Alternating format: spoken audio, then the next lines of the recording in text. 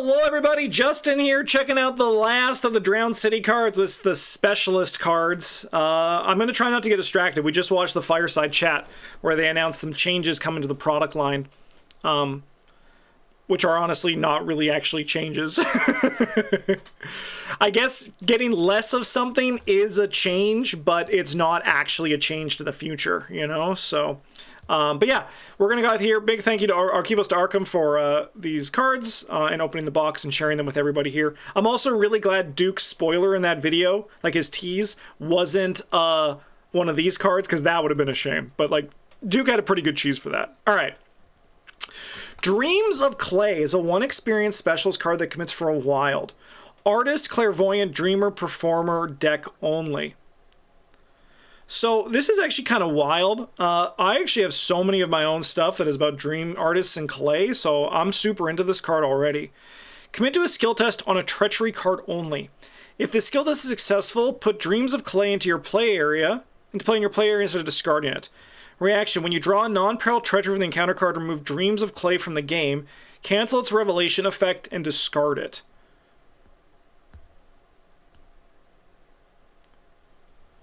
I mean, that seems pretty alright. You know, that seems pretty good.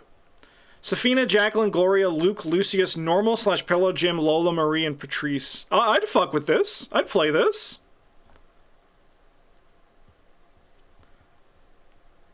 Just some counter card protection. I love it in, like, I'd play it in Patrice for sure.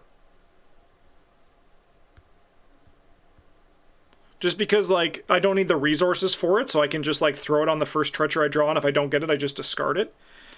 But, like, it's what I really like about it is that it could do it on any treachery, right? So you can, like, do it on, like, a door. like a locked door, right? I think this card seems pretty legit. I'm happy to play with it. And I like that it's, I like the flavor. I like the flavor of the art and the name. Don't really know how it goes to the card itself. I guess the idea is that you dreamt it, then you experience it, but you know how to deal with it because it's a dream. Yeah, I think that's a sweet card. Inquisitive. Look at Dr. Milan having the time of his life, looking at some bugs in the jungle. Innate. 1 experience, innate skill, commits for a wild. Assistant, Miskatonic, and Scholar deck only. If this skill test is successful, the performing investigator may succeed by up to 2 more or up to 2 less, to a minimum of 0. Available for Min, Mandy, Carson, Hank, Daisy, Rita, Amanda, Norman, Harvey, Norman, Kate, Agatha, Kohaku, and Lucius. It's a good card, right? Seems pretty alright, too, for the science decks. I don't know if I'd play it. I mean, like, who are the people that care? Like, Rita can play the rogue cards. Kate? She doesn't care about the rogue stuff. I mean, Lucius with the rogue stuff, it's going to be freaking nuts. I think that's a pretty good card, too. Not too much to say about her, really. I think that's just a nice card for the science decks. I think that's pretty sweet. I'm here for it. I like both these skills. I think they're both really nice. Heading for the Horizon. This guy in his freaking PJs. It's a 2-cost, 2 XP talent. Drifter, Hunter, and Wayfarer only. Limit 1 per investigator. During your turn, discard a card from your hand and exhaust Heading for the Horizon. Move. Move to a connecting location. Pathfinder. Discard Pathfinder.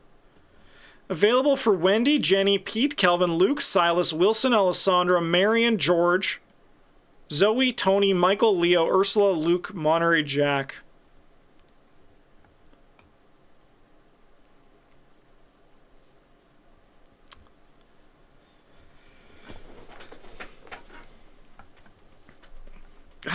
Discard Pathfinder, you say?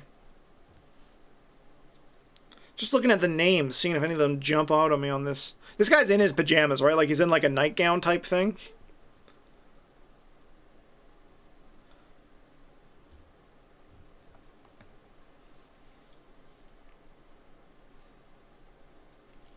Honestly, switch this and Heed the Dreams art, and we're cooking. Yeah, great for the improvised, great for the glimmers. I mean, like, you're gonna play this in like, you're not playing this in a deck unless you could take advantage of the discard. Like most other discard things, this is a discard synergy. I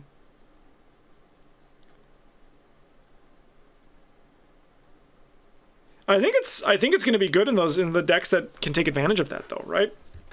It turns everything into a shortcut. I guess that's the question, right? Like, do you just want cards in your hand to be shortcut? And realistically, the answer is probably right. I think you're correct, right? So this has got to be just good. Yeah, I think this card's actually also pretty good. So I actually do think we're kind of seeing the conversation of the rippling effects from things being retired, right? Because this card is going to certainly go up in value for those who play it when other people can't play Pathfinder because it no longer exists, right? If you're playing without the whole card pool. So that's another very interesting thing about the dialogue that is going to change for card evaluation going forward. Could talk about it in like a full perspective. Interesting. But again, it always is going to exist. And I think you can never, like, we can't just say this card is great because some people won't be able to play Pathfinder one day, right? But at the same time, it changes also the power level of cards. Interesting. Because, I mean, how's it going, Walter? I'm always going to still play with the full collection because I have it, right? But I'll also do without the full collection too. It's very nice. I really like it. I like it. All right. Walter Fitzpatrick. He's got a 3-cost, 2 experience ally, so looks for 2 and 2. Ally, Patron, Silver Twilight, Civic, Silver Twilight, and Socialite deck only. You get +1 skill value while you parlay. Reaction: after you successfully parlay, exhaust Walter Fitzpatrick, gain 1 resource. Stella, Charlie, George, Preston, Diana, Alessandra, Parallel, Jenny. I could Parallel? Who am I? You're not fooling anybody, Justin. Yeah, the Dr. Milan of parlaying. Did I just see a 20? There is a fucking 20 down here, isn't there? I didn't even notice that. That is so funny. There is a 20 down there. All right, but let's focus. Let's focus on Walter and get that 20 out of our heads. Would I play this anyone who doesn't parlay? Like, I know there's more parlay cards, but is this really only going to be for Alessandra? I think it does have nice icons for Charlie, right? I think the next FAQ should add Socialite to regular Jenny. Yeah, I mean, I got bad news. Regular Jenny might not exist soon. So I don't know if it's gonna matter. But maybe it will. Maybe when cards are no reprinted, they'll be able to just frick around with them a bit, right? Yeah, he's just the parlay ally. I don't really know that much about if I'd play him outside of Alessandra. Man, 20. It keeps getting there. I keep scrolling down more. I'm just very eager to go to the next one. I mean, I don't know. I think this one might be locked to just Alessandra. Maybe George or Charlie can do something with it, but I don't know. All right. I think this is the least exciting one of all the ones we have seen so far. I think I've liked all the other specialist cards before here. All right. Name your price. My price is apparently $20. This is a favor, criminal, and socialite only. Parlay. Deal 10 damage to an enemy at your location, or 5 damage instead if the enemy is elite. Remove name your price from the game. Relentless.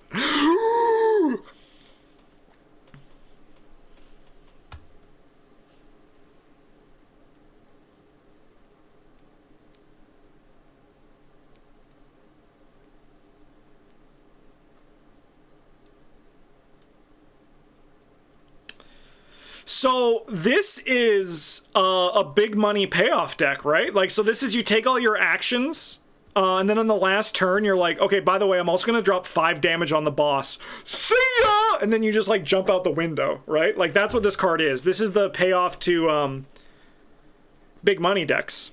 Just like a end game payoff, right? I think this card's sweet as hell. 10 damage to an enemy. 5 to an elite. Like, the 5 to the elite's a bit of a bummer. I wish it was, like, 6 instead. Yeah, you play it as a one of, and you hold it, and you eliminate the boss.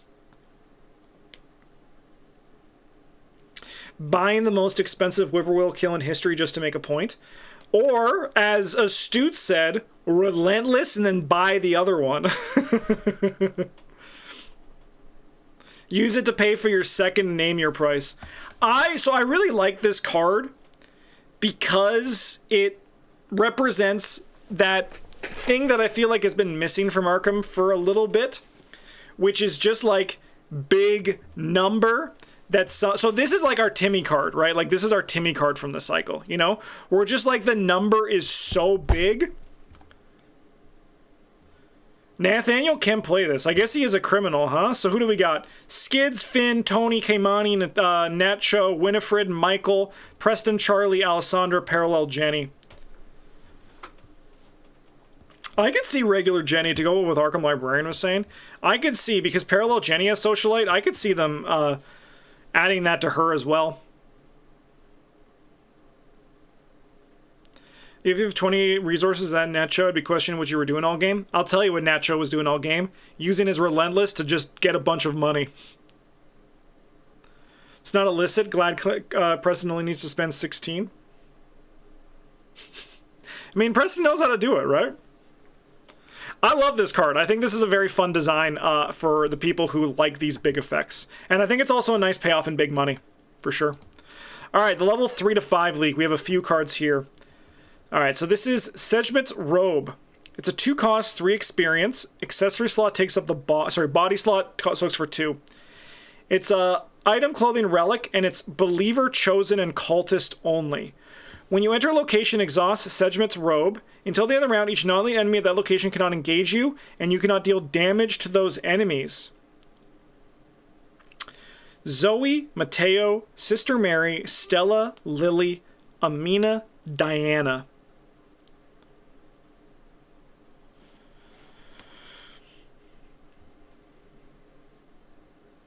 I mean, that seems kind of nice, right? I think it's certainly like it's not for everything, but I feel like you can build around this in good ways. And I mean, as a Clover, you can just be like, this is not my problem, you know? Good for solo play? Probably, right? You can just like move out of locations with enemies.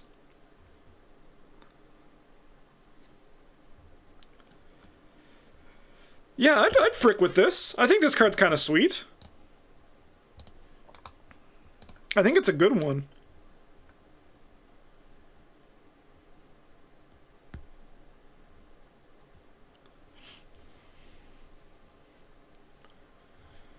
It's basically telling the game to F off. Exactly, right?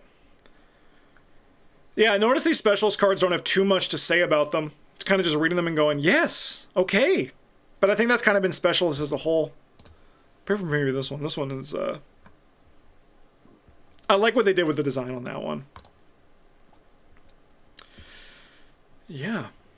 What happens with Massive? What do you mean? Because you can't engage it. I'm going to just assume, again, Kiss, right?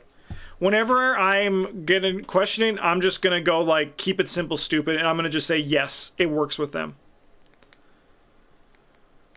What is the easiest way to explain that happens?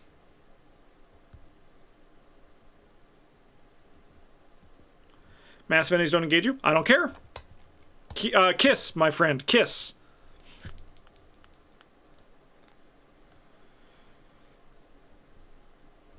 I'm learning so much about the Spanish language today. All right. Trench armor. No shit, Mark Harrigan's just wearing a plate mail? It's not plate mail, it's just plate armor. Alright, this is a 2 cost, 3 experience, takes to the body slot, soaks for 3 damage, commits for brain, fist. It's an item in an armor, agency, police, or veteran deck only. Cancel the first attack of opportunity against you, provoked against you each round. 2 cost, 3 experience. Available for Roland, Trish, Tommy, Mark, Leo, and Dexter.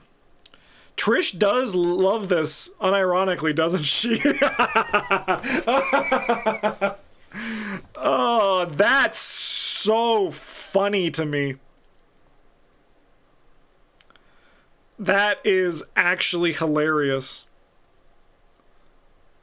Trish does actually kind of love this. Yeah, she's just a fucking spy walking around in plate armor. No one expects the spy in the plate armor. It's kind of overcosted on everyone but Trish, in my opinion. I'd fuck with it in Dexter at 3 XP because he also has that mystic reduction, right? Like, he has that mystic XP reduction, so he can buy more, like, random cards like this.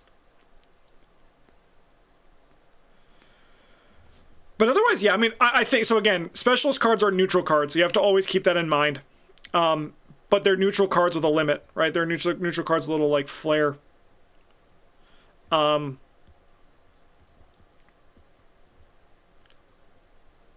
I love it, though. I think Trish, that's going to be fun. I'm definitely doing this with Trish. And just, like, the frickin', the Shadow Agents come, and you're just like this. You're like, I don't care.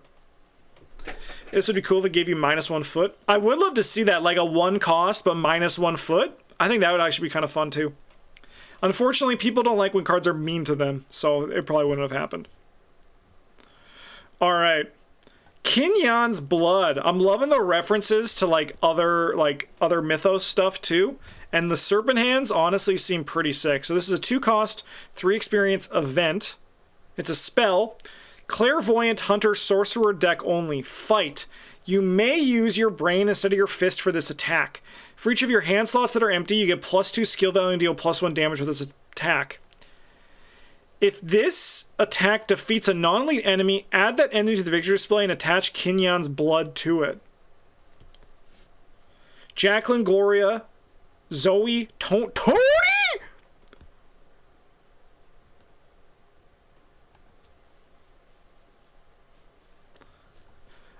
Agnes, Akachi, Marie, and Dexter.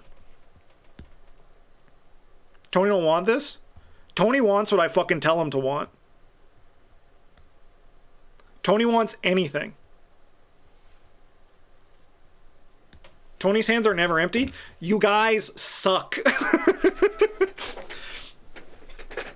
You guys are bad. I can do anything I want. I could make a Tony deck that doesn't need hands. You hear me? There's so many kill spells he can play. I could do it.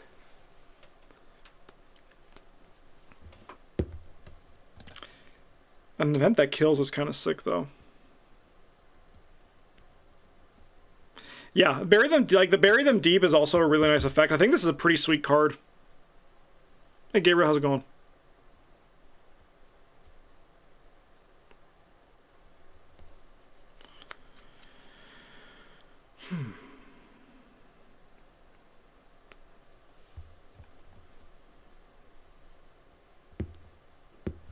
So in Tony, I mean, even with a Joey the Rat Tony deck, you just sell your guns to Tony and then just snake hand something. I think this actually could be a viable Tony deck if you're playing Joey the Rat. And then you use the money you sold the guns to just put another gun in play after you Kinyan somebody. Don't knock it till you try it, chat. Sweet ass card. This card's really fun. Powerful too. I think this card's very powerful. You guys know I like events that kill. Anything that I can kill without using a weapon, I'm super into. Yeah, and being able to lock something in the victory display can be very powerful. Kind of wish Marion can play it. That's offensive. No, I also wish Marion can play it. That'd be super sick. Does Bandolier give you more snake hands? I think it does. Yeah, 2 additional hand slots. More snake hands. Now you're cooking.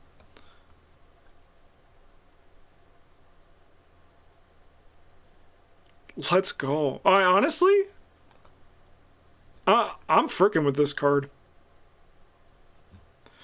All right, this is the knife from Murder at the Excelsior Hotel, isn't it?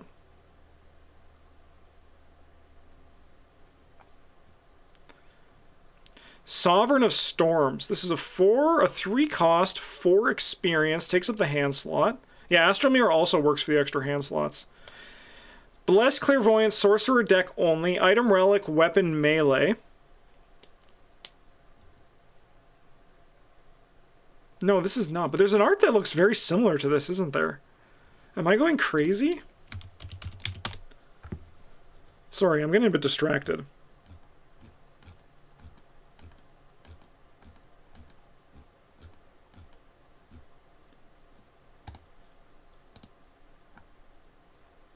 It's this one.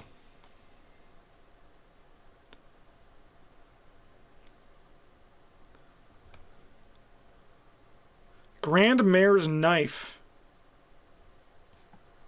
Huh. Okay, I'm not crazy.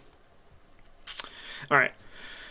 Blessed Clairvoyant Sorcerer deck only. So, Sister Mary, Kohaku, Parallel Wendy, Jacqueline, Gloria, Agnes, Akachi, Marie, and Dexter. Action fight. Add your brain to your skill value for this attack. If the attack is successful, in addition to its standard damage, you may exhaust Sovereign of Storms, deal 1 damage to enemy at your location for each skull, cultist, tablet, and elder thing where your symbol revealed during this attack, up to a maximum of 3 damage. I mean, that seems pretty good, right? By the way, Gabriel, I'm not ignoring you. I'm just trying to get through this video before I say anything.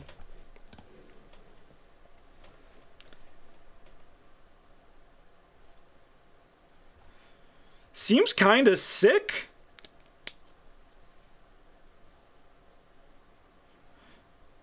I would definitely play with this one, too. I think this is a cool weapon.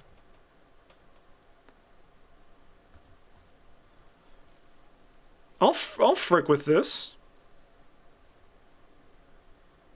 Yeah. Mystics are eating good this cycle, for sure. I'm loving it.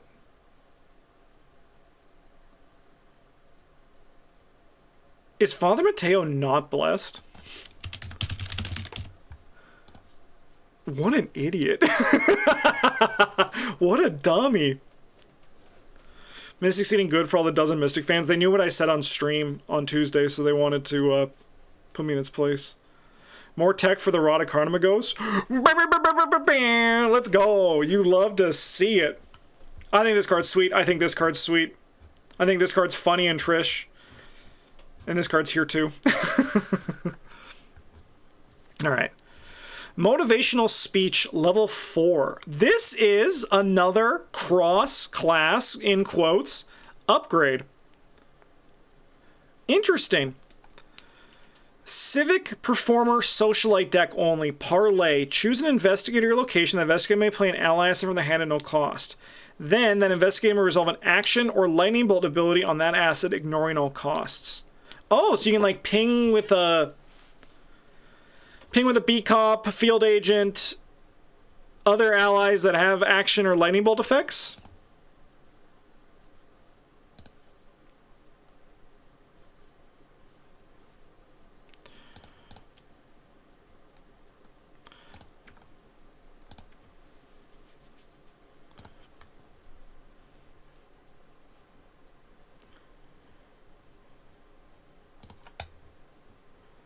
Ignoring all costs.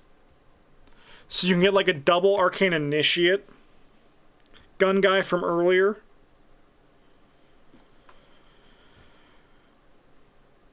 A David. You put the Doom on him. Delilah. Lola.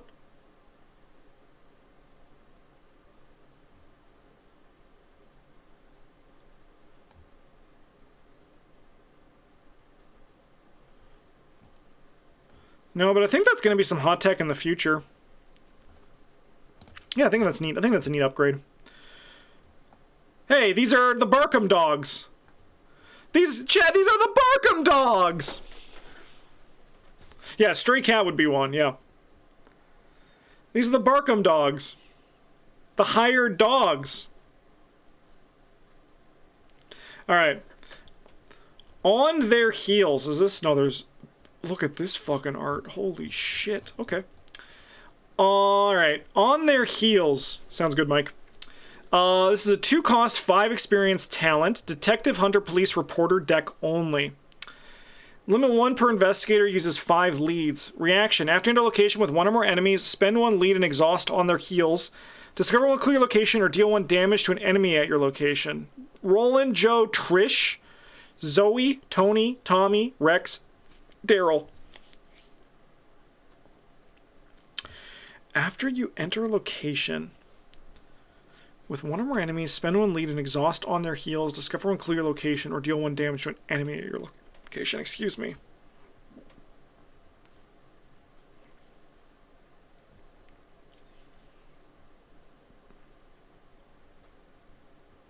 It does eat a lot of whippoorwills. Yeah, and I agree with what Super Fang and Dice Gods is saying. 5 XP for 5 Teslas feels okay, but expensive. Yeah, I mean, like, it's certainly, like, fine, right? Like, it's certainly gonna do stuff, but is it enough for the 5 XP? Potentially, right?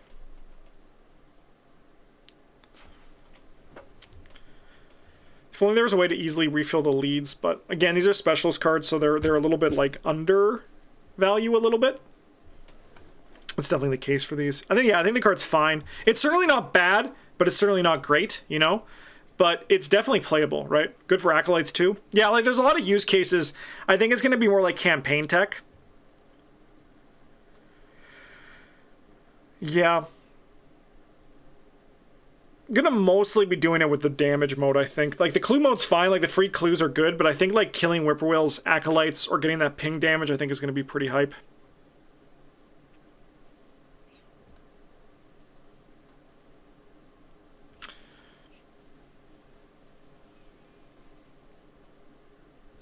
I mean, I think, like, with Guardian stuff, it can be pretty good, too, right? Like, we have, like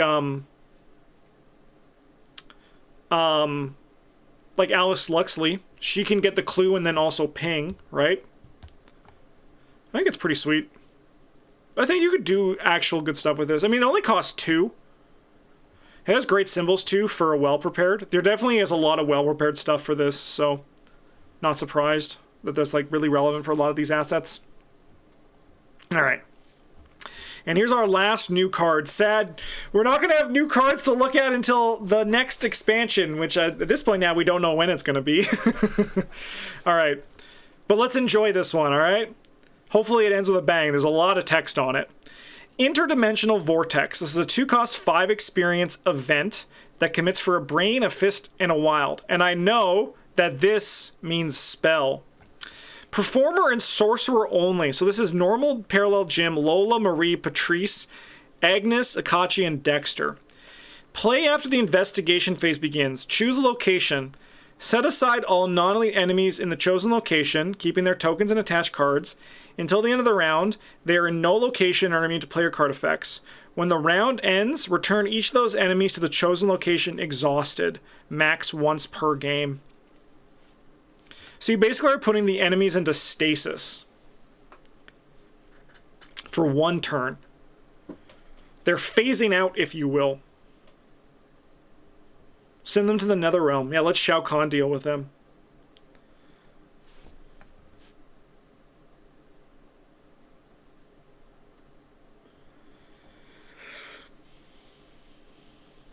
And they enter exhausted? Yeah, okay, this card is actually probably pretty good, right?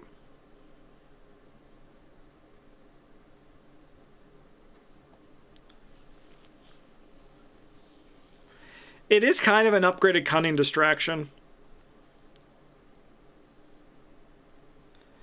You never really, like, want to play a card like this, but you're grateful when someone does play a card like this, right? You're never, like, going out of your way being like, I need to play Cunning Distraction, right? But then when someone does, you're like, thank Christ. Thank God someone finally played Cunning Distraction, you know? Yeah, no investigator needs to be there. Just put all the guys in fucking,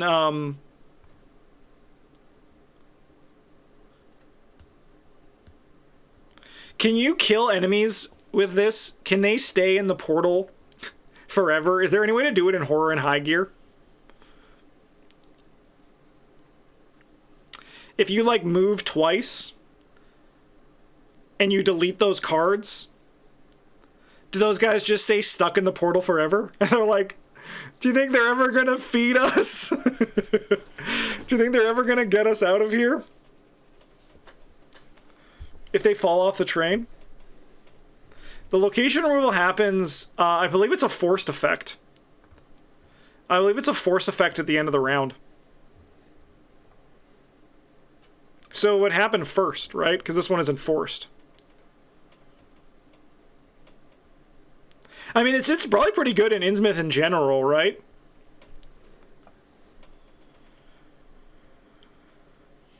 I think this is sweet. I think that's a sweet card too. I don't think it's great, but I think it's definitely flavorfully really cool. Honestly, I actually like a lot of these specials cards. Snake Arms and Storm Knife seem really sweet. And then this one is just kind of like funny. I'm excited to see someone do a lot of damage with that. And I like both of these skills quite a bit too. They're very efficient. Okay, that's it. All of the cards from Drowned City. Look forward to it in the near future when we get English translations of these cards and scans on Arkham Build. Travis, Bryn, and I are going to do a video where we're going to, I'm going to let them share their thoughts on the cards now that everything is here. Other than that, thank you for watching. I hope you enjoyed all these cards. And again, thank you to Archivist Arkham for all of this. You guys all rock. If you want to support the channel, you can do so by liking, commenting, subscribing. You all are super sweet. Have a good one. And as always, a GG's.